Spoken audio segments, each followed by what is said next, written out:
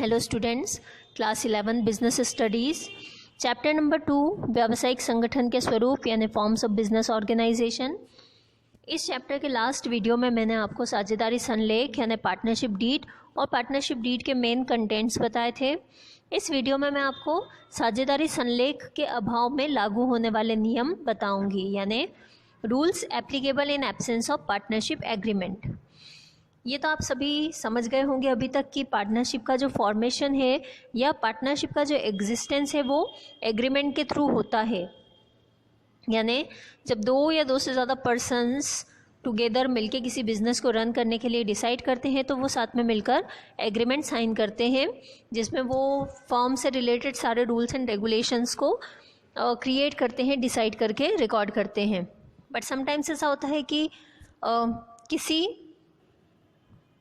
साझेदारी संस्था के द्वारा बिना किसी एग्रीमेंट के अगर फर्म स्टार्ट कर दी है या फर्म बिजनेस करना स्टार्ट कर दिया है, तो ऐसी कंडीशन में ऐसी फर्म्स जो बिना किसी कॉन्ट्रैक्ट या समझौते के स्टार्ट हो गई है, तो ऐसी फर्म्स के लिए भारतीय साझेदारी अधिनियम 1932 यानी इंडियन पार्टनरशिप एक्ट 1932 के कुछ रूल्स जो हैं वो एप्लीकेबल होते हैं। एक्ट में ये रूल्स जो हैं ये धारा 9 से 17 तक दिए हुए हैं। ऐसी सारी फर्म्स जिनके बीच में कोई समझौता नहीं है वो इस अधिनियम की धारा 9 से 17 के अंतर्गत दिए गए नियमों को उन्हें पालन करना पड़ता है। इवन मान लो किसी संस्था ने पार्टनरशिप डीड क्रिएट किया है, कॉन्ट्रैक्ट किया है, बट उसमें हर एक चीज़, हर एक नियम नहीं लिखा हो, ज़रूरी नहीं है कि हर एक नियम लिखा हो, तो ऐसे में जो नियम या जो इम्पॉर्टेंट बातें रह गई है लिखने से, तो ऐसे सारे मैटर्स पर भी इंडियन पार्टनरशिप एक्ट 1932 के रूल्स एप्लीकेबल होंगे। तो ये रूल्स कौन से हैं मैं आपको एक्सप्लेन कर रही हूँ, ध्यान दीजिएगा। सबसे फर्स्ट पॉइंट है इसका व्यापार संचालन यानी बिजनेस ऑपरेशंस। तो according to this act business का जो ऑपरेशन है, मैनेजमेंट है, बिजनेस को मैनेज करने का राइट सभी पार्टनर्स को सेम वे में है, यानी हर एक पार्टनर फर्म का जो है वो बिजनेस को इक्वली मैनेज कर सकता है, ऑर्गेनाइज कर सकता है, ऑपरेट कर सकता है। पॉइंट नंबर 2 है डिवीज़न ऑफ प्रॉफिट यानी लाभ का वितरण। किसी भी प्रकार के, किसी भी टाइप के एग्रीमेंट के एब्सेंस में प्रॉफिट जो है पार्टनर्स के बीच में इक्वली डिवाइड होगा।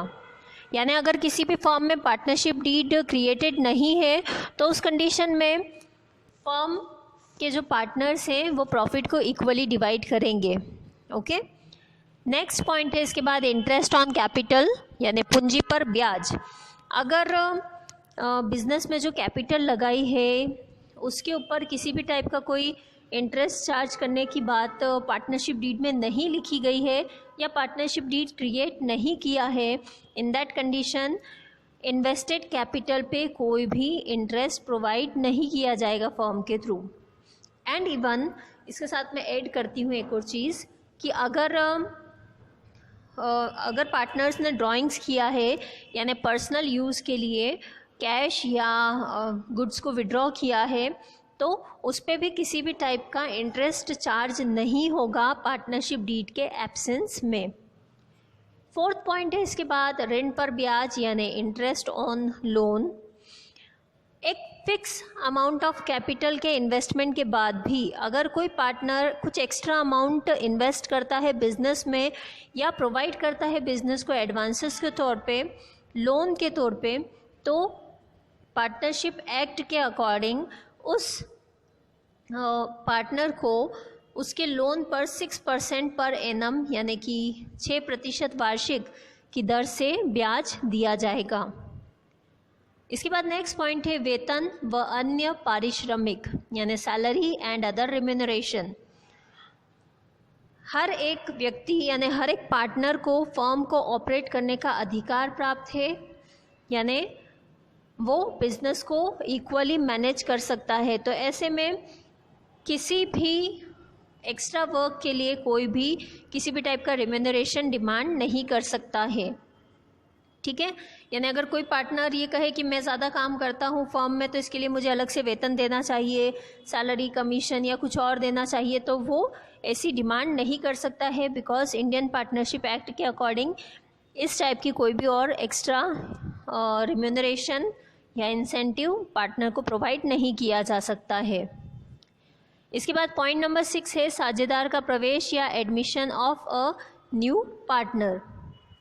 अगर फर्म में कोई न्यू पार्टनर इंटर होना चाहता है, for that it is required कि सभी पार्टनर्स का कंसेंट हो या सभी पार्टनर्स एग्री हो उस पर्सन को एज पार्टनर इंटर करने के लिए।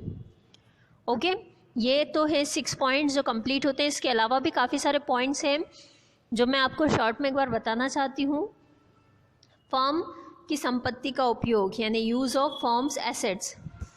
कोई भी पार्टनर फर्म की एसेट्स का यूज़ अपने पर्सनल बेनिफिट के लिए नहीं कर सकता, ओनली फर्म के बेनिफिट के लिए ही यूज़ में आएगी फर्म की एसेट्स। देन निजी लाभ का हिसाब यानी पर्सनल प्रॉफिट। अगर कोई पार्टनर फर्म के नाम से कोई पर्सनल प्रॉफिट गेन करता है तो वो प्रॉफिट उसे फर्म को रिटर्न करना पड़ेगा। देन क्षतिपूर्ति का अधिकार यानी राइट ऑफ कंपनसेशन। अगर कोई पार्टनर फर्म को किसी लॉस से या किसी कॉन्टिजेंसी से बचाने के लिए अपना पर्सनल मनी स्पेंड करता है तो ऐसे में वो अमाउंट उसे फर्म से वापस लेने का राइट रहेगा।